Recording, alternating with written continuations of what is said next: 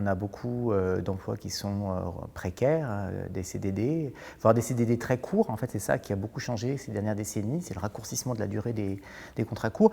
Et puis aussi, ce qu'on aime bien, c'est l'émergence des emplois indépendants, les emplois qui sont rattachés aux plateformes. Et donc ça a créé un volant d'emploi finalement assez fragile, puisque lorsque la crise se déclare, la première chose que les entreprises font, c'est mettre fin aux contractuels qui ont des fins de contrat très rapprochées, c'est de mettre fin aussi à des relations commerciales avec des indépendants. Ça permet d'ajuster tout de suite la voilure des coûts de l'entreprise. Une autre fragilité aussi, c'est l'exposition des jeunes. Pour une raison assez proche, c'est qu'eux-mêmes sont les principaux clients de ces contrats courts. Et aussi parce qu'en fait, ils manquent complètement d'expérience.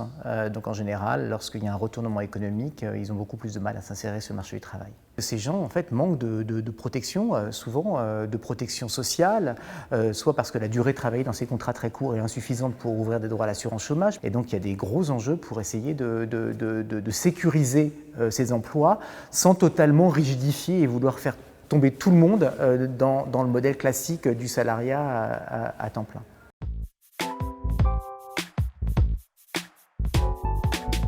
À l'OCDE, on prévoit quelque chose d'effectivement d'assez noir aussi pour la fin 2020, avec un taux de chômage qui dépasserait 12% pour la France. Alors qu'est-ce qu'il y a comme mesure? Du côté des entreprises, on peut penser à des mesures qui allègent un certain nombre de taxes ou d'impôts. On peut aussi imaginer un soutien plus massif aux embauches. On sait que ça marche relativement bien, contrairement à ce qu'on peut imaginer dans ces périodes de crise, parce qu'en fait, les entreprises, comme vous le savez, elles sont tout un volant de contrats qui sont des contrats qui arrivent à expiration et elles ont en permanence, même lorsque ça ne va pas très bien, des besoins de recrutement pour continuer à fonctionner. Et donc en fait, elles se saisissent de ces aides à l'embauche, ça réduit leur coût du travail et elles réalisent des embauches qu'elles ne réaliseraient pas si on ne les aidait pas.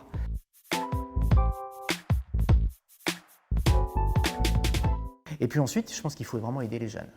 Il faut aider les jeunes dans cette crise parce qu'ils vont arriver en septembre sur le marché du travail avec des perspectives pas très réjouissantes.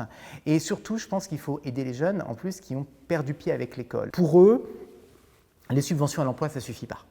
Parce qu'ils ne savent pas ce qu'ils veulent faire. En plus, ils n'ont pas les diplômes. Donc, pour eux, il faut vraiment les accompagner. Il faut les faire entrer dans des programmes actifs dans lesquels on les aide financièrement et dans lesquels on les aide à terminer un cycle éducatif avec une certification des compétences. Ça s'appelle la garantie jeune. Ça existe déjà en France. On l'a mis en place, donc on est préparé. On peut booster ça. Ça s'appelle aussi, pour certains dispositifs, les écoles de deuxième chance. On a commencé là aussi à les monter en puissance. Il faut continuer pendant la crise. Et puis peut-être pour ceux qui n'arrivent pas à rentrer dans ces dispositifs ou qui n'ont tout simplement pas envie de retourner dans une salle de classe, il faut peut-être prévoir des emplois dans le milieu associatif ou peut-être dans certaines entreprises qui sont prêtes à les embaucher, mais très très subventionnées, avec à la clé une certification des compétences acquises. Parce qu'on sait que pour ces jeunes, l'emploi tout seul, ça ne marche pas. Il faut vraiment qu'on certifie la compétence à la sortie de l'expérience. C'est là qu'on fait une différence.